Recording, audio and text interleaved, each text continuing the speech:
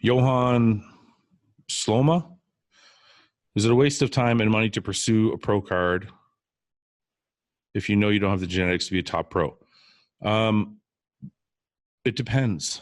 It depends on what you're doing it for. Okay, let me just start with the physics of it, the physiology of it. You don't know if you don't have the genetics for it. Because, okay, when I started, I was 20. I don't know I don't have the genetics for it. I know I'm working out. I know it feels good. I know things are happening. And I love what I'm doing. I just want to maximize this. I want to see how far I can go.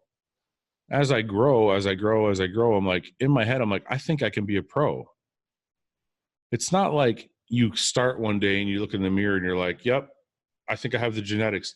You don't know if you have the genetics. You have to put, that's the best thing about bodybuilding. And that's why I always say sacrifice without regret. The term sacrifice without regret means I'm going to go for that goal I'm looking at, and I'm going to have no regret of the outcome because I love what I'm doing, and I'm going to go after that goal, win, lose, or draw, because I love the process. I love what I'm doing. So I have no regrets. I'm going to sacrifice everything I have to get to that goal.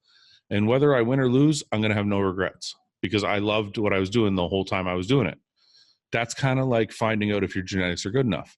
You're not going to know until you put in enough time to give your body the chance to show you.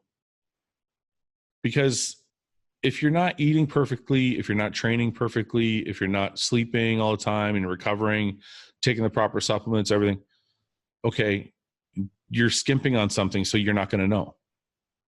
If you're doing all those things right, but it's only been 6 months, you haven't given yourself enough time to know.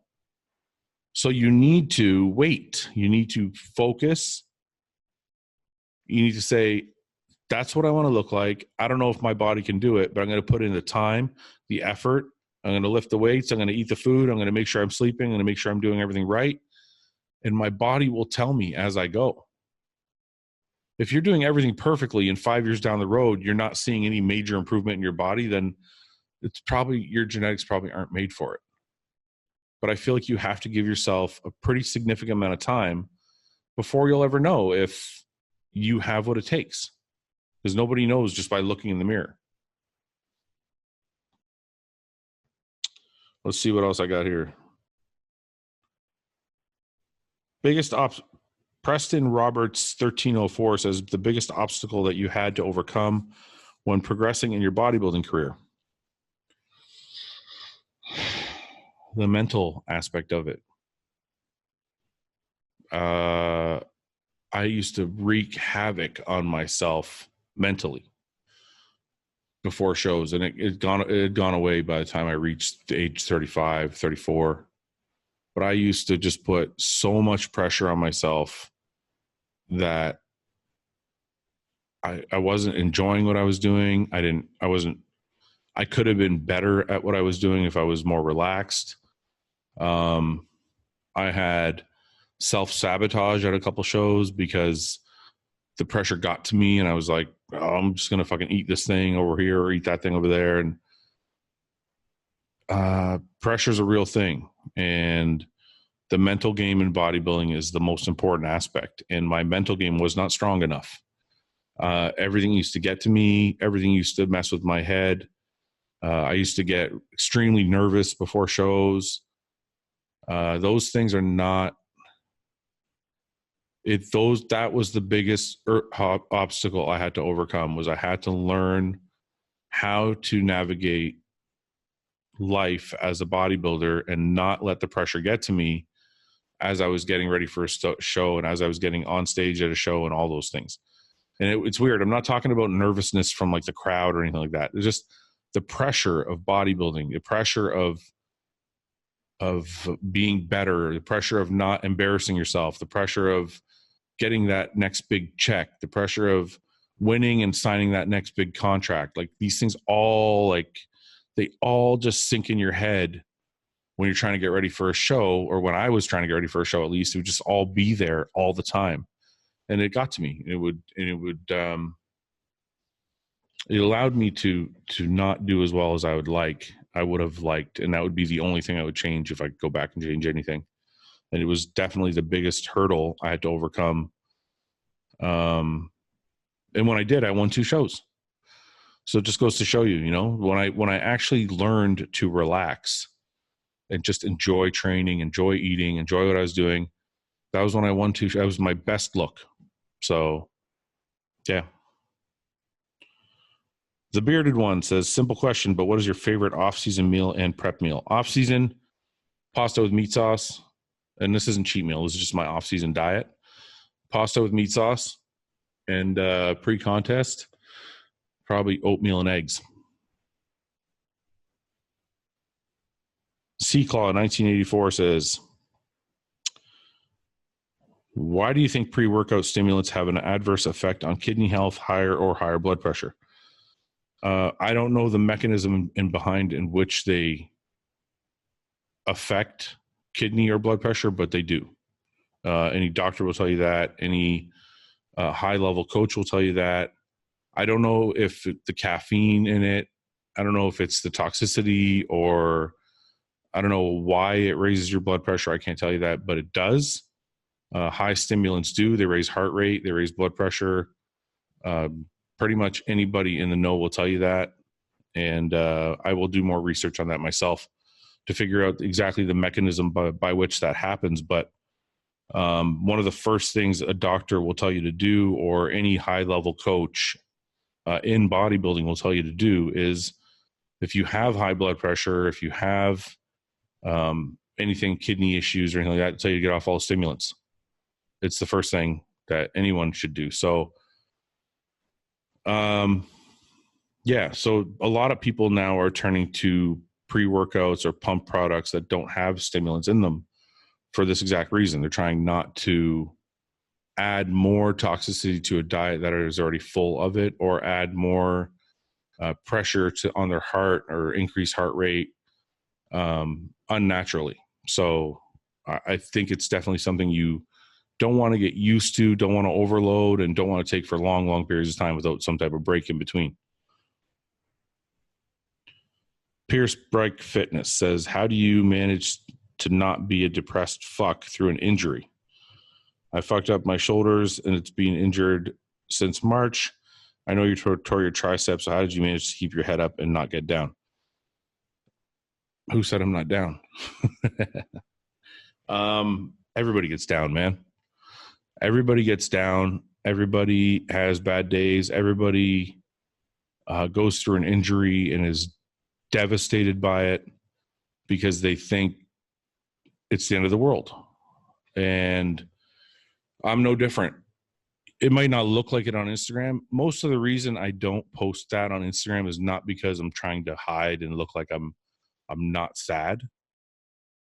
The reason I don't post it on Instagram is because I feel really douchey going, oh, I'm having a bad day, and then have like 300 people say, keep your head up, bro. It just feels douchey to me. So I don't want to put that out there. It's not because I'm trying to pretend like I don't have a bad day and I'm trying to be all fluffy and make my Instagram look good. I just feel like it's like a douchey way of asking for sympathy, and I kind of don't want to do that. So, this is how I do it. But this is how, if you want to know how I get through that depressed state or through those bad days, I just keep training. Like, people at the gym where I go would ask me when I got there, I'm in a cast. It was still like fucking 2 days after surgery. And I'm still in an arm cast. I'm not even in like the bendable thing. And people are like, what are you doing here? Like, why are you here in a cast? I'm like, I just want to train, man. And I'd go in there and do calves. I literally just go there and do calves. And the next day I would go back and I would do hamstrings by themselves. And the next day I would go back and do quads by themselves. And then I would repeat because I couldn't train upper body. Or I would go in and I would be bench pressing on a machine with one arm.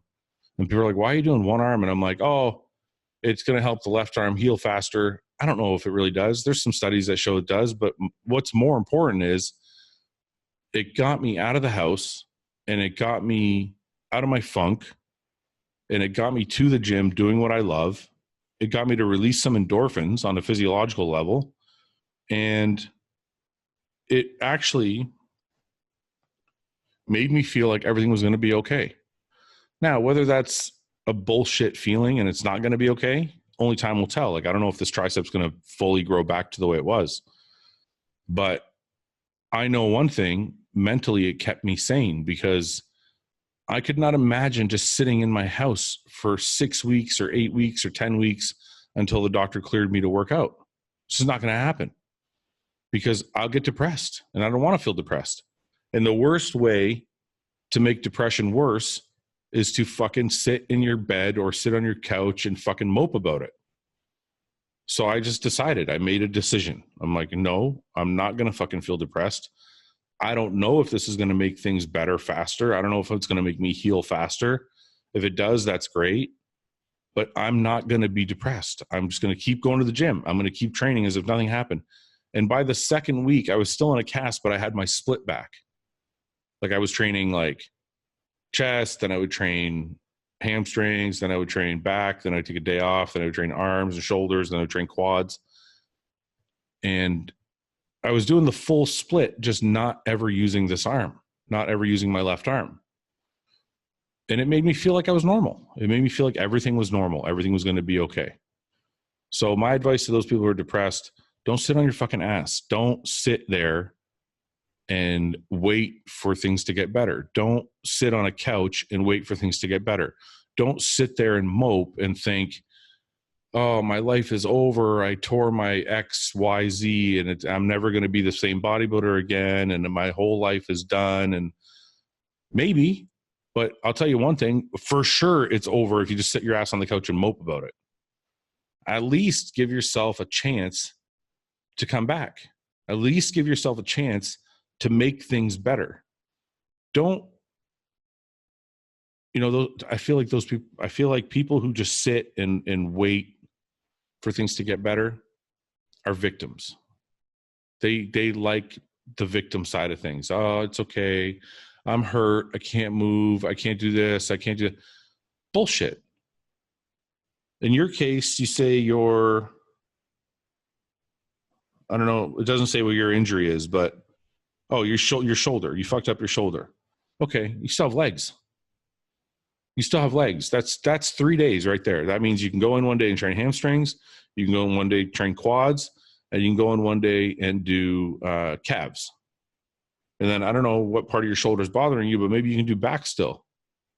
So like that's, if you can do back, now you have 4 days. So if I'm you, I'm thinking, okay, I got 4 days in the gym. That's not bad. It'll keep me sane. I can go in, I can kill legs. My legs can never be too big. I can go in, I can kill back. My back can never be too big. And then I can go in and do abs on the 5th day. And then now you have 5 days. And then also you can still do cardio. That's the other thing I did. I kept doing cardio. I just did not want to be home. I would do anything to not sit here on my fucking ass and pretend I'm dying. I'm like, I don't care if I'm fucking hurt. I got a sling on my arm and I'm on the step mill. I wanted to get out of the house. I get up in the morning, take my shower, fucking go to the gym, do my cardio, come back and eat. And I just fucking faked it. I pretended like everything was fine. I just couldn't use my left arm. And then here we are 14 weeks later. And I felt I had some bad days, but no depression, because most of the time I was still training. And in the bad days, when I was having the bad days, I would get up and force myself to go to the gym, and that would end the bad day. So I tell people all the time, I have people message me about losing their jobs. I have people message me about losing their girlfriends. I have people messaging me about family members dying. And they must fucking hate me, because my number one remedy is get your ass to the fucking gym. Because it always worked for me. My father died. I got my ass to the gym.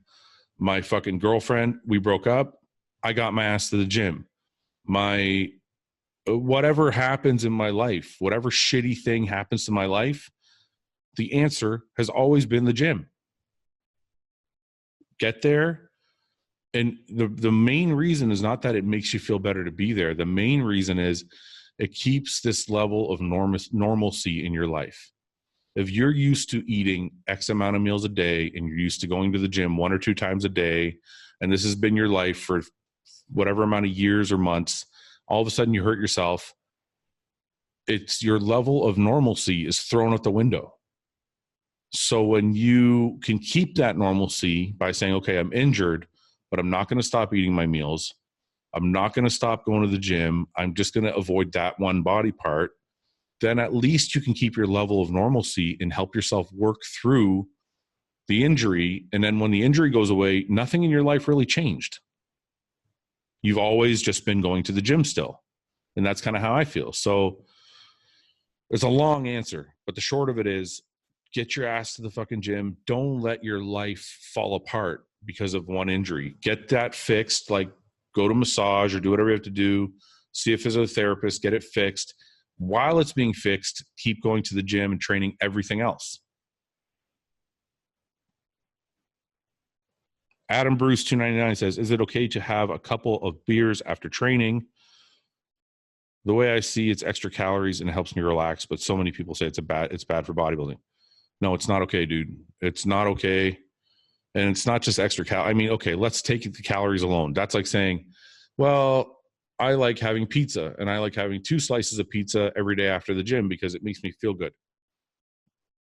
You would think I was a fucking retard. Oh, excuse me, you're not supposed to say that. You would think I was stupid. You'd be like, why is this person eating pizza every day? And it doesn't make any sense that way. Now let's take the calories totally out of it. Let's say you don't care about the calories. Alcohol blunts protein synthesis. So alcohol blunts IGF release. So after your workout, the reason we want that whole anabolic window thing, the reason that's so important is you want to get protein in and carbs in to drive nutrient. The carbs are going to drive back to the muscle, hopefully refill glycogen, and the protein is going to help rebuild muscle in a sense of protein synthesis. That's when our protein synthesis is highest. So if you start drinking alcohol post-workout, you're blunting your body's ability to synthesize protein for I think it's 4 to 5 hours. Well, now your whole workout's pointless now because your protein's not being used by your body properly. So not only that, it also blunts insulin. So now your carbs aren't being driven to the cells they need to go to also. So hormonally, you're okay. It doesn't affect testosterone and estrogen too much until you get into upper levels of drinking. But 2 beers is not going to affect testosterone and estrogen, but it's going to affect the way your body processes protein and the way your body processes carbs. So it just doesn't make any sense. I would much rather tell somebody, you know what, you're better off just drinking once a week and having a really good time instead of messing with your bodybuilding dreams every single day just because you want to have 2 beers. It's just I would say the same thing as somebody who said, well, I like smoking. Okay, well, it's probably not helping you. So if you want to be a better bodybuilder, you might want to quit smoking. But it relaxes me. Well, it doesn't matter if it's not helping, right? So all the things we're doing, you can't just say it feels good and it relaxes me because there's so many things I could use for that in that example where it feels good and it relaxes me. This such and such does that. It doesn't matter. Is it helping me build muscle? No, then it shouldn't be my program. And that's kind of how you have to look at it. Muscle Freak 47 says, what compounds do you prefer in the off season? No need to tell us the dosages. Okay, I don't normally do this, but my favorite, I kind of do this toxic, non-toxic thing. So I'll do 4 weeks heavy where I'll go testosterone, EQ, tren. And then I'll do 4 weeks not heavy. And when I say heavy, not heavy, I don't mean dose. When I say not heavy and heavy, I mean toxicity levels. So tren is highly toxic. So, and EQ can thicken your blood. So these 3 compounds make me feel really good in the gym, but they're not great for my body. So test EQ, tren, And then the lower toxicity one would be like Test, Deca, and Primo. And Primo is very low side effects. Deca is a little bit easier on your body, good for your joints and all that. So I usually kind of bounce back and forth between these two in a full cycle and then go off or bridge. Or my off is a bridge. It's usually like 300 milligrams of testosterone. So I have to, or else my testosterone will shut all the way off to zero if I go all the way off. So I can't go all the way off. I have to remain on a TRT dose. But yeah, so I'll do that in a full cycle, and then I will go to my TRT dose for a little while, clean out, and then run it all over again. And that seems to be working for me and keeping my body pretty healthy most of the time. And then it doesn't get unhealthy unless I run that heavy stack for too long. So there's more. You guys have to think about this in more terms than just how fucking big can I get. If you love bodybuilding, you're probably going to want to do it for a long time. So you have to think about it in terms of longevity. So when you get toxic drugs like Tren, Anadrol, D-ball, Turinabol, just so many. Okay, I don't know all of them, but if you get really toxic drugs like that, Tren being the most popular probably, and Anadrol being one of the most popular, then if you run them for long periods of time, you're shortening your longevity as a whole. Okay, you're doing a lot of damage to your body. Some of it reversible, some of it irreversible. So when you're running toxic cycles that include Anadrol or Tren or ever, and I've never taken the two in the same stack either. So careful of that too. But when you're running really heavy cycles, it's important to not do them for a long period of time to make sure you keep your body safe. Okay. So I'm not telling anybody what to do as far as dose or anything like that. I'm not gonna, but I also don't advise. I personally wouldn't do a really, really toxic stack. Like I wouldn't do Anadrol and Tren together. It's just not I feel like there's more damage than reward in that cycle. Grizzly Bustamante says, what's your preferred PCT? At the moment, sorry guys, the last question I just explained, my current PCT is just TRT. So when I go off, I don't go off. I have to go to 300 milligrams because otherwise my testosterone is 0. So, but before, when I could go all the way off, or I did go all the way off, I would, this is what I would do. I would wait a week after my cycle, and then I would do 1,000 milligrams of HCG every day for 2 weeks. And then after a week, I would start Nolvadex. And then after 30 days and that, I would start Clomid. And that's kind of how I ran my PCT. I would usually run that total for 8 weeks. Like not all 3, but all of it together. By the time I was done, I would run my Clomid for another month, and then I would be done completely. I would just stay off everything for a few weeks, and then I would be ready to start back up again after I did my blood work. George Christo, IFBB Pro, says everybody claims they're 100% on their diet during prep, but that seems impossible over the course of 16 to 20 weeks. How much cheating on diets actually goes on, and what do you personally consider acceptable? George Christo, if you're an IFBB Pro, I find it a little amazing that you think it's impossible that someone doesn't cheat. Actually, most of the guys I know are pretty fucking crazy. They will diet. I don't know anybody who does 20 weeks, but some do 16, some do 12, and they don't cheat. Now, there are some people that have scheduled cheats.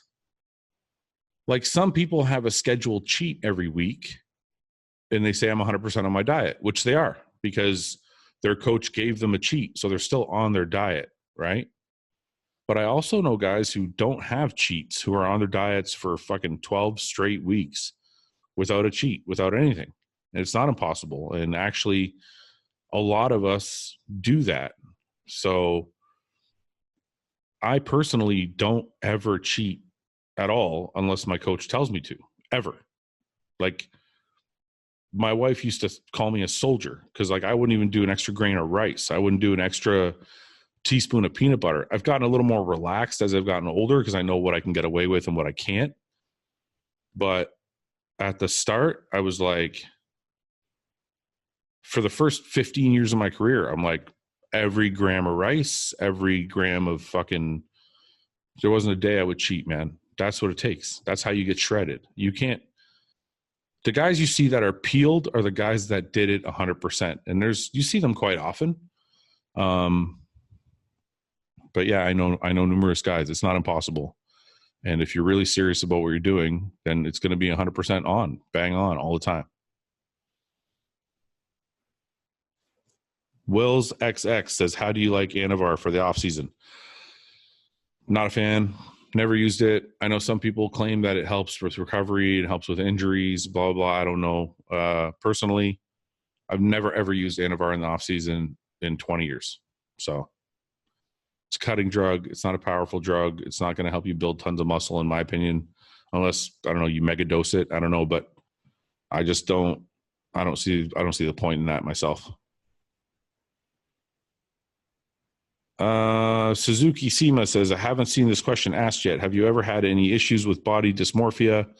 And if so, how did you deal with it? I struggle with this a good amount. And even though people tell me I'm not small, I still feel like every person in the gym has size on me. I hate it, but at the same time, it kind of feels like it helps me work harder.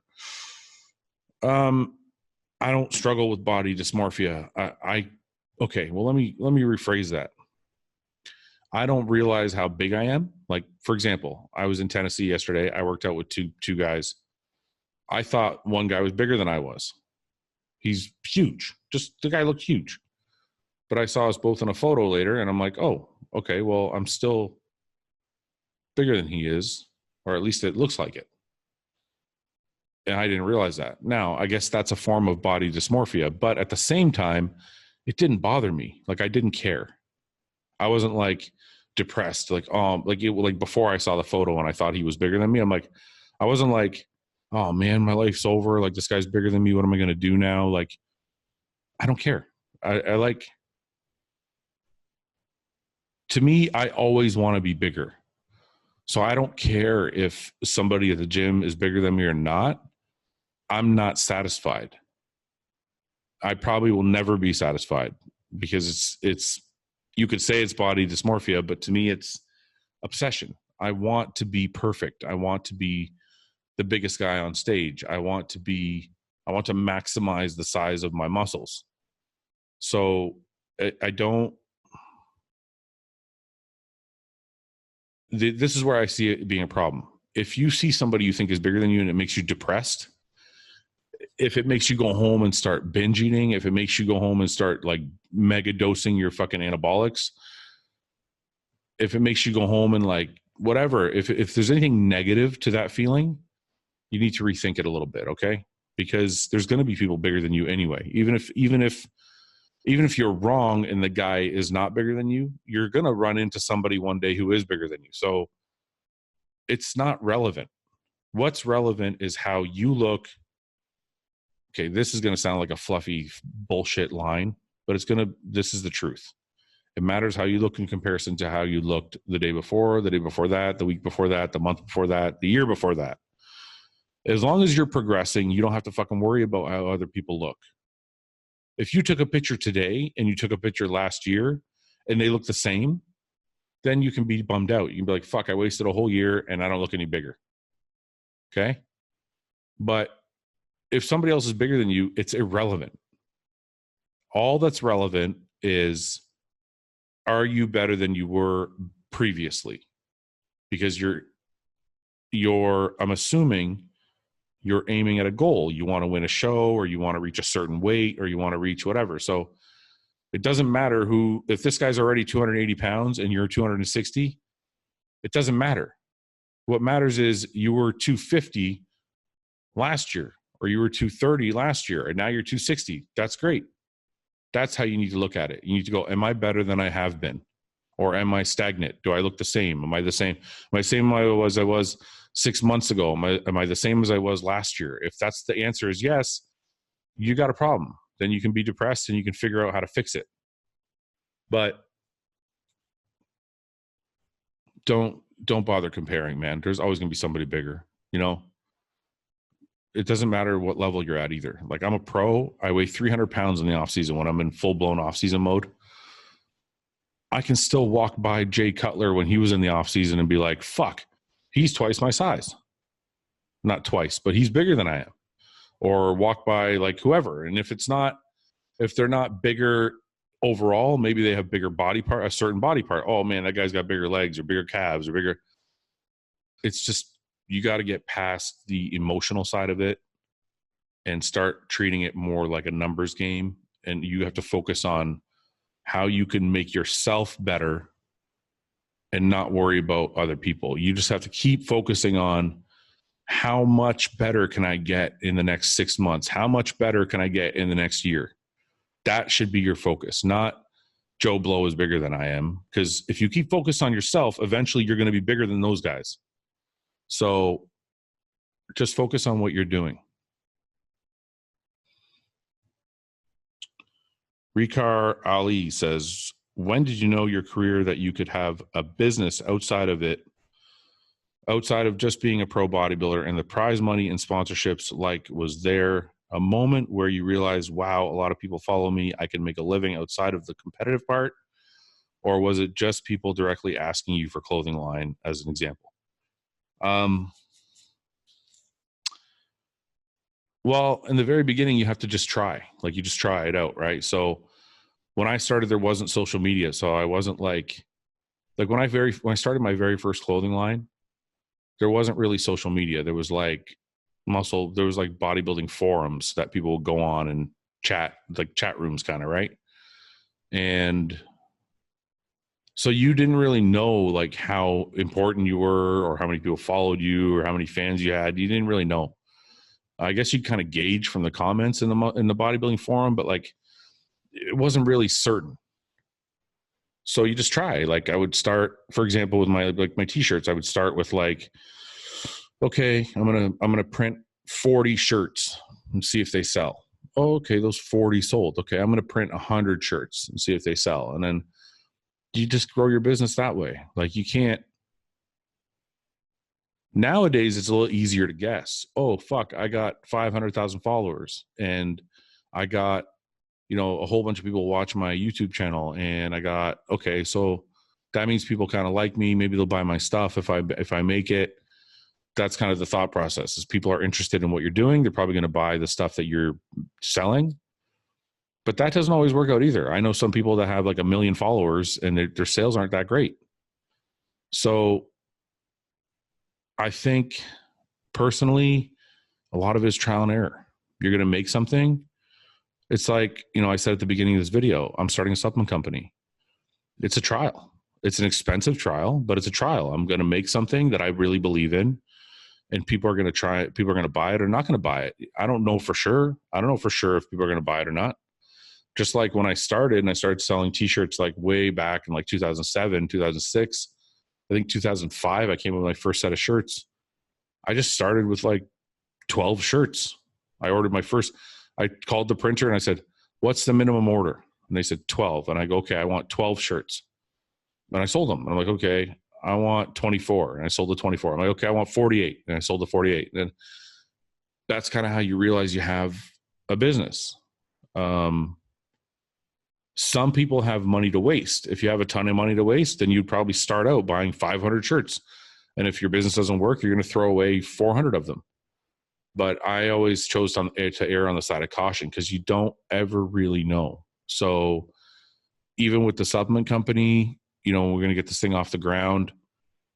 We're going to start slow, because I don't know. I don't know if people like the same stuff I do. Maybe they don't. And I don't think it's like anything. Like, if you open a restaurant, you don't know people are going to come in and eat. You're going to make the best food that you know how to make. And people are going to either come in and enjoy it or they're not. Maybe they don't like the atmosphere. Maybe they don't like the menus. Maybe they don't like the food. Maybe they don't like any number of things. But you're always taking a chance anytime you start a business. So in my opinion, you should start slow and see if there's an interest, and then just build it from there. Diego Rivera 805 says, did you ever struggle with having weaker body parts? How can you get motivated to work on them?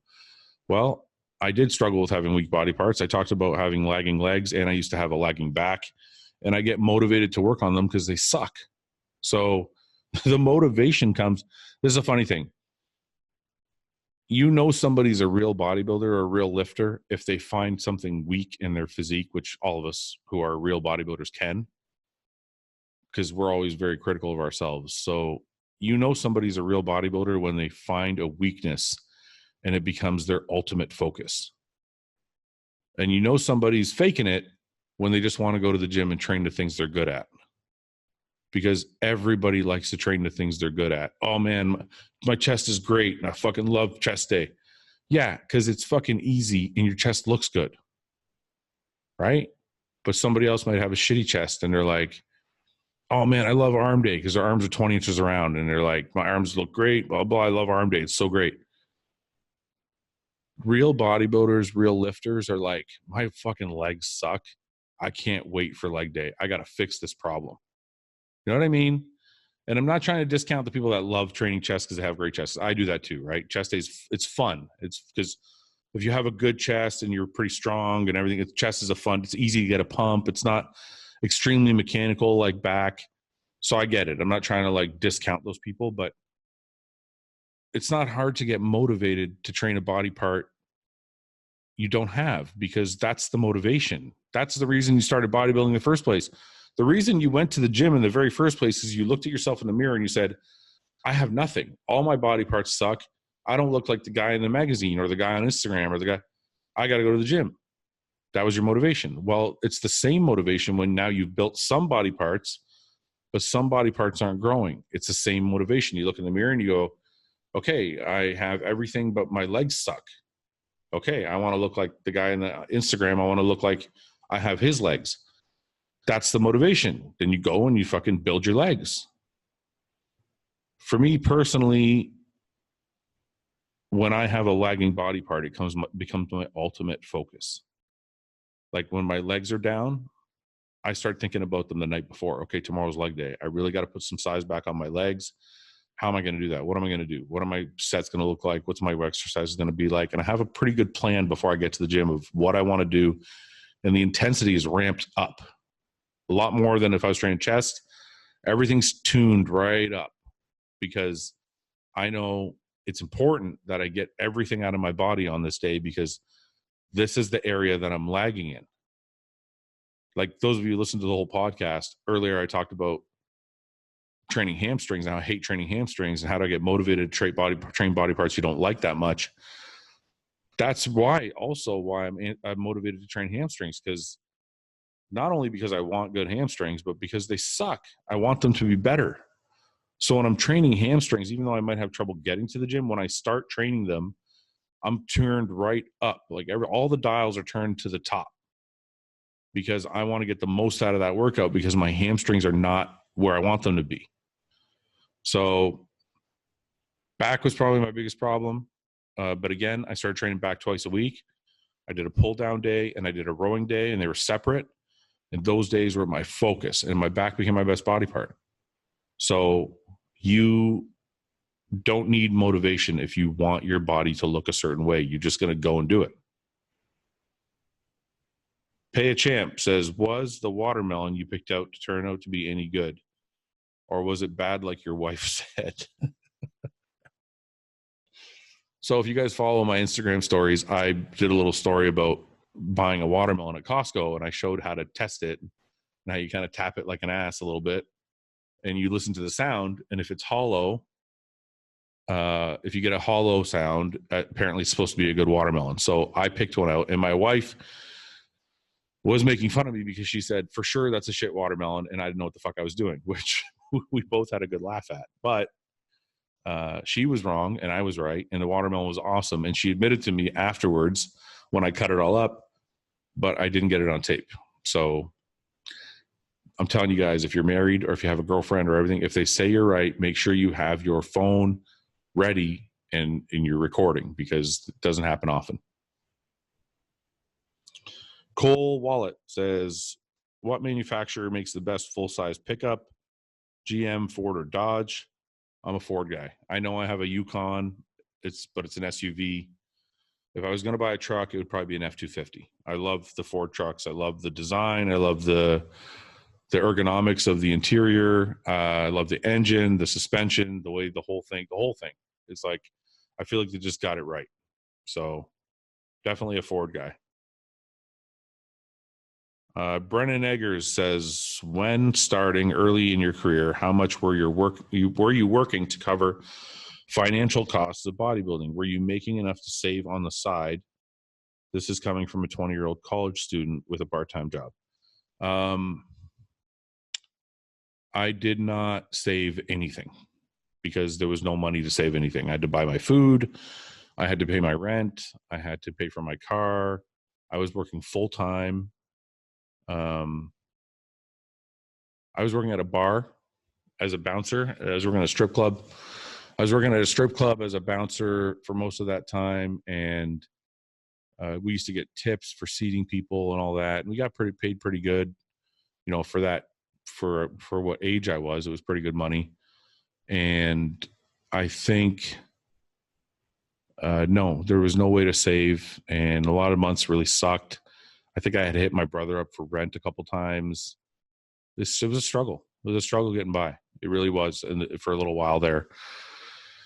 But I knew what I wanted. Like, I knew I wanted to bodybuild, and I found a way to, like, just make sure I got meals in, and I found, like, you know, I got a supplement sponsor for a little while, so I was getting my supplements for free at least. It's tough. It's not easy, but those of you who want to reach a goal will find a way to get there, even if it's tough or not. R. Cuven Hoven 94 says, would you ever consider starting up your own supplement company and trying to follow a pure approach like how Chris Geffen's products are? I am starting a supplement company, but I'm not focused on, how can I put this? I think you're equating pure and healthy in the same breath. And you can have really pure ingredients and you can have a healthy product, but it can still be dosed in higher amounts. So what I mean by that is this. Cage Muscle has great products, but I feel like they are not made for hardcore bodybuilders or serious lifters. And that's why I am coming out with my own supplement brand. And the dosing of the ingredients will be according to the people using it. And the people using my brand, I'm going to assume, are people like me, or people that want to lift like I do, have workouts like I do, have the intensity in their workouts. So my products are going to be a little different. I'm not focused on biohacking and trying to be extremely healthy and trying to be like, you know, I'm not running triathletes or anything like that, like, or triathlons or anything. That stuff is all great. You know, if you do CrossFit, if you do triathlons, it's awesome. You know what? I think it's great. That's what you want to do. More power to you. Personally, I just want to lift weights. I'm a bodybuilder. I want to get big. I want to lift weights. I want to feel energy and pump in the gym. And I want to be fucking crazy. And I don't want anything to slow me down. And that's the kind of products I'm putting out. That does not mean they're not healthy. And it does not mean they're not pure. It just means they're made for bodybuilders. And that's what I'm focused on is the bodybuilders that want to lift heavy, lift for long periods of time, and really get the most out of their pre-workout or their intra workout or their aminos, and really have everything they need to grow and get better in the gym. It's a different formula. It's a different approach than what Cage Muscle is doing. Hijak Powell says, if you could pick any male competitor and any female competitor to have a baby to make the ultimate bodybuilder, who would you pick? Can't be Ronnie Coleman and Iris Kyle. How the fuck do you guys come up with this shit? You know what? I got one. Shanique Grant, who is like the ultimate physical specimen, male or female. I've never seen a body like that in my life. Like the physique is just phenomenal, right? It's like I've never seen body parts put together that way with such a tiny waist and all that shit. So I'm going to say Shanique Grant and Flex Wheeler. Can you imagine? Like, that's tough to beat, man. So yeah, Shanique Grant and Flex Wheeler would be a pretty crazy physical specimen. J Sarah Fitness says, I'm 30 years old, haven't gotten my pro card yet, which is the ultimate goal for me personally. I've competed in 6 shows, and every show I get better. Is it worth it as long as you're continuing to get better, or more of a personal decision overall? Honestly, man, 30 is not old by any means. And I think it's a personal decision, to be honest. It's not for anybody else to say. You could be 40 and be like, you know what? I think I want to be a pro bodybuilder. And you can go get a pro card as a master's or something. It's not for anybody else to say what people do. People look at me and they're like, hey, you're 40 years old. Why don't you retire yet? And I'm like, and you're injured all the time. Why don't you retire? I don't want to fucking retire. It's not your choice. It's my choice. If I can get back on stage, I will. And that's what I want to do. And for you, it's the same thing. If somebody says to you, hey, man, you're 30. That's stupid. You're too old. It doesn't matter what they think. It matters what you think. Now, I personally think where it does matter is if you have other people counting on you. Now, if I don't have any kids, and if I had kids and they're like, okay, you know, you're competing, it's not helping us financially, it's not helping us this way or that way or whatever, then that's one thing. So for you, for example, if you're 30 and you have kids or you have a wife, and let's say it's not allowing you to get the best job you can get because you're so focused on bodybuilding, it's like maybe hurting your career in some way, like your other career in some way, then I could see other people in your life, like your wife or your family, if you have those things, like a wife and kids, having those things, then you might have to rethink it. You might be like, okay, I'm hurting other people. I don't want to hurt other people in my life. I need to maybe make a decision as to what I want to do and give myself a deadline. If you don't have anybody in that, like that in your life, like you don't have a wife, you don't have kids, you don't have anything, you have a good job that's supporting you, and you want to bodybuild and get your pro card, who's to fucking say that you can't? I don't think there's anybody has power over anybody else. And I think you should do what you love to do as long as it's not hurting anybody else around you. For me personally, I gave myself a deadline when I was coming up because I kept winning my class at the nationals, but they wouldn't give me a pro card because they only gave away 1 or 2 pro cards, I think, at the time. And I won the heavyweight class, and then I won the super heavyweight class, then I won the heavyweight class again.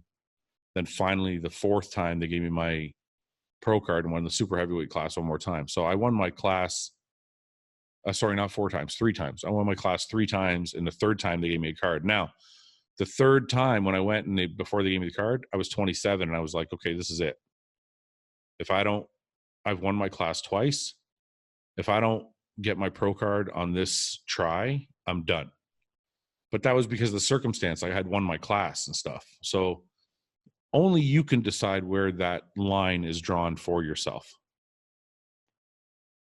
Morgan Mac Bodybuilding says, did you have an off-season phase that stands out to you where you made significant amount of progress? If so, how long was it? How heavy did you get? What worked well? I have 2. There was one way back when I was like 25, I believe. It was between my first nationals and my second nationals. So when I went to my nationals the first time, I think I was 24 or 23. I don't remember. 23 or 24. 23, I think. So I went to my first nationals as 23, I think, and I took 5th out of like 20 guys. But the one thing I noticed was the guys 1st, 2nd, 3rd, and 4th were all significantly bigger than I was because I was like 204 or something like that. That year in the off season, I focused on my meals heavily. I didn't miss any meals, and I think I remember doubling my. And I'm not saying this is what you guys should do. This is what happened for me. I remember doubling my protein count, and majority of it was chicken. I was eating chicken and steak a lot, but a lot of chicken. So instead of doing like 1 large chicken breast, which is usually about 6 ounces, I was doing 2. And then I I didn't know a lot about fats back then. So I was doing a lot of carbs in the form of pasta. So I was doing a lot of chicken, a lot of pasta, and I just really ate good, clean food, but lots of it all year long. And I put on, the next year I came back at 220. I put on like 16 pounds of stage weight. Next year I came back at 220 and I won the heavyweight class. The next off season was even better. I remember me and John working together. I was only doing 8 ounces of protein per meal. A lot of it was steak. I reduced my carbs to a moderate amount. So I was eating like 300 grams a day. But I doubled my fats. So I was eating like 20 to 30 grams of fat per meal. And that off season was just crazy. Like my appetite was good all year. My mental stability was good all year. My mood was good all year. My muscle growth, that was the off season before I won Orlando. And I just remember thinking, I'm still lean at 290 pounds. And I really, really am an avid believer in healthy fats because of that off season and other off seasons like it. I really believe that you should have healthy fats in every single meal, whether it's as much as I did or not. I don't know. I don't think so. But for me, when I overload the fats and lower the carbs, I actually do better than if I just do tons of carbs and no fats. I think that's it, guys. That's all the questions I had picked out. And I actually didn't set the timer for the hour. So I don't know how long I've been going, but I just answered all the questions I had picked out. So I want to thank you guys for watching. And I have a really good podcast coming up with Chris Tuttle. He's an IFBB Pro 212 competitor. For those of you who don't know Chris Tuttle, he is a registered dietitian as well. And he used to work at a hospital in the nutrition and disease kind of area. So he's very, very knowledgeable about the field. And I want to get him on. And those of you who listen to the podcast, a lot of the podcasts are kind of about people's lives and where they come from, and we get deep into their mental state and things like that. I wanted to do one that was more X's and O's. So the one with Chris is very, very heavy on the X's and O's, meaning, you know, what are you eating? How are you training? Like what should people do when they eat this way or that way, or train this way or train that way? And Chris has some very, very good insights to those things. So I'm going to be releasing that podcast either Monday or Tuesday. I'm not sure, but make sure you guys check that out. So until next time, guys, sacrifice without regret, train really hard. Thanks for listening, and thanks for all the feedback. I hope you guys got a lot of information out of this one.